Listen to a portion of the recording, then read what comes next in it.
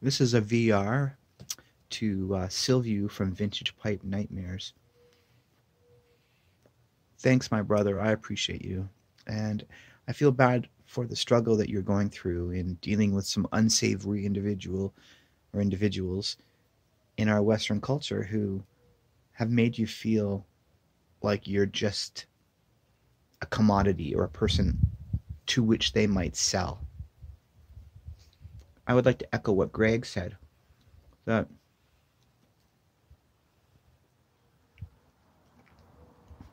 it's not that we think of our friends as people to sell to as much as we take the opportunities that come our way to use our gifts and abilities to support ourselves.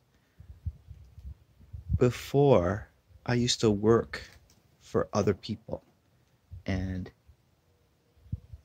in my jobs, I would often be frustrated with a boss who was hard to please, or working long hours, or doing things that I didn't really love to do. And when I realized that I could use my abilities and my interests and my passions to support myself, and in so doing, take on a lot more responsibility, the pressure of, if I don't make enough money this month, then are we going to be able to pay our mortgage? Are we going to be able to buy our groceries? Um, will we end up on the street? And now that's all on me and on God, because God is actually the one who provides all our needs, despite the illusion that we are doing so. All that we have comes from Him. So I want to be careful to say that. I don't want to be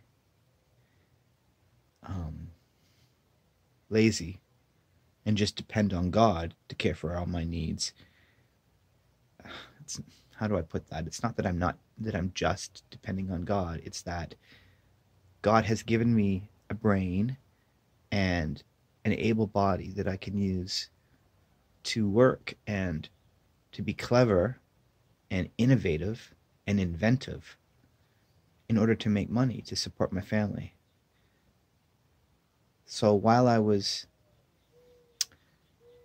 I thought about some of the things that I can do. You were saying that you're a musician, you're a good writer, and I'm curious why you don't use those things to make money.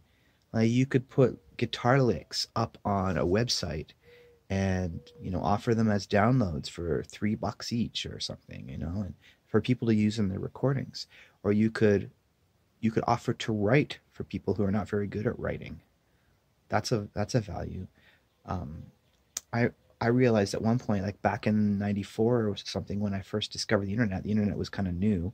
I started my first website where I sold the ability for, if people wanted a music transcription for a complicated jazz solo or some song they wanted to be able to play, I would write it out for them and sell it on my site. It was transcribe.com.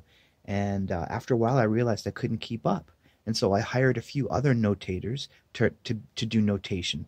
So people would send me an MP3 over email, or a CD in the mail, or a tape cassette in the mail, and I would send them back.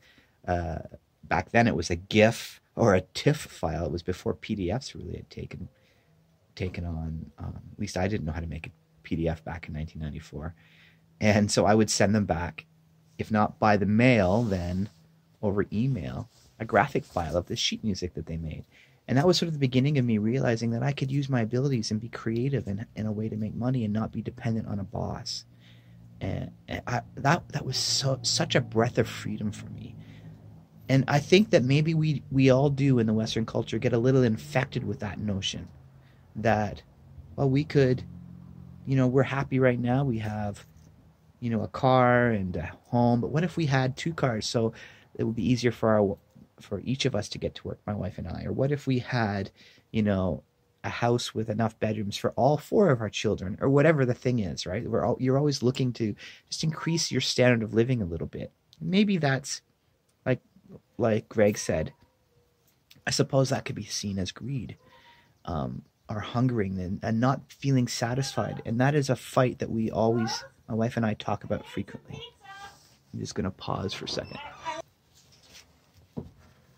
So then after I did transcribe.com, then I thought, well, wouldn't it be better if I didn't have to do all of that work? I could teach other people how to transcribe music. And so I created a site called notationmachine.com, in which people could um, pay a monthly subscription to have access to tools that would help them make their own sheet music. So you can see this sort of innovative way of improving on oneself, providing inventive. Oh, here's someone else coming to the door. Sorry, another interruption from my family, but they come first, so that's why I'm pushing pause.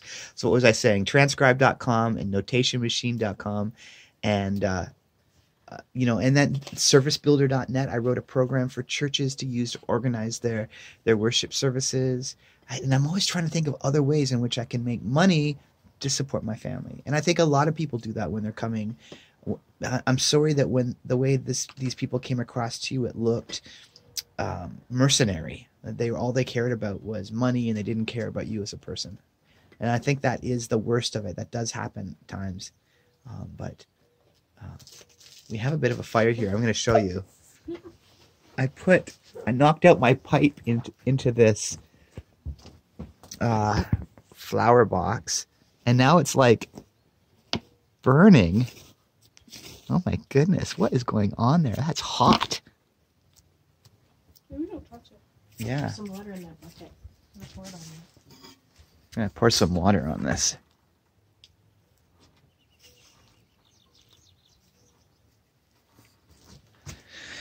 All right.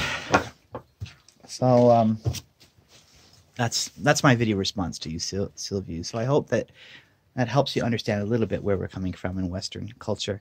I think that it does make for a wealthier place. Like Western countries tend to have, I guess there's still always the disparity between the rich and the poor, but everything that I could say was said better by Greg. So I'm not gonna go into a lot more detail there, but I appreciate you asking these questions, and I hope lots of people do video responses to you to at least maybe they can come at it.